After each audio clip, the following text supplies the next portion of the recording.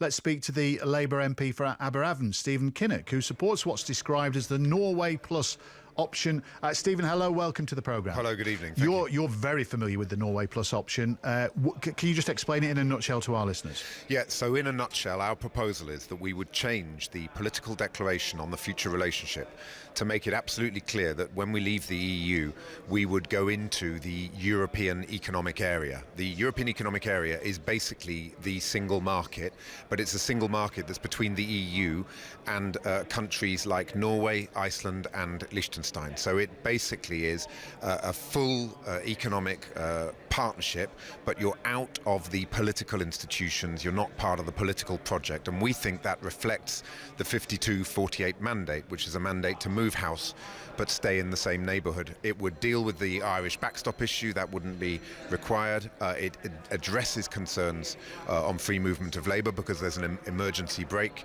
in the EEA agreement, and perhaps most importantly of all, it gives us a chance to reunite our deeply divided country. Many of us have deep reservations about the idea of a second referendum because it could be so divisive in what is already a very divided situation. And critics of this arrangement say that it's Brexit in name only, and you talked there about the emergency brake referring to the free movement of people. But of course that emergency brake is only temporary, isn't it? It would only be for a matter of a year or two. So really if we are to believe Theresa May's red line, and many people voted to leave the European Union with immigration at the forefront of their minds, then that wouldn't be satisfactory, would it?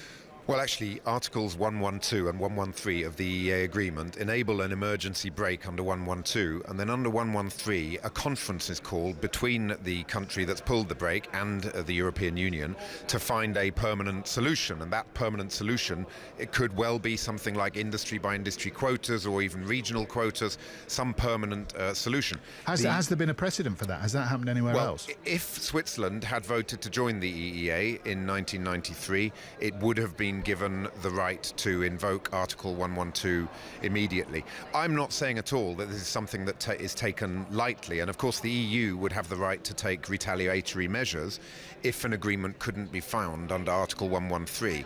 What I am saying is that it is an assurance, it is a qualified right to have more control than we currently do, and certainly more control than we would have if we were to remain in the EU. It's a theory that's not been tested. That's what it is. Look, I mean, we're in a situation where we need a plan B, and that plan B is always going to have some pros and some cons. But if you look at the mandate, 52-48, for me that is what many people say to me on the doorstep. We voted to join the European Economic Community, the common market, in the 1970s.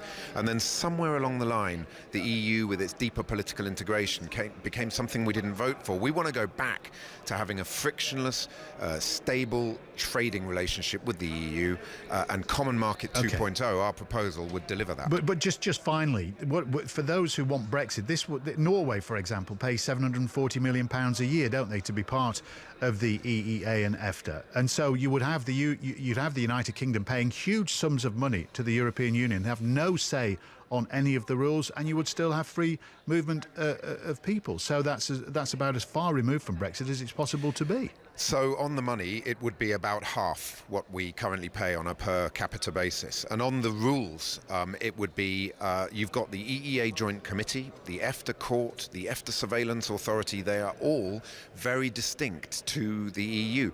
There's no direct effect of EU law for the EEA. Everything has to be passed through the national parliament. So you'd be taking back control, but you would of course be in the process of a compromise because you're dealing with 500 million consumers on your doorstep, and that is an arrangement that I think delivers a balance of sovereignty and prosperity, and I think that's a sensible, pragmatic, bridge-building form of Brexit, and it's actually the only really viable plan B on the table.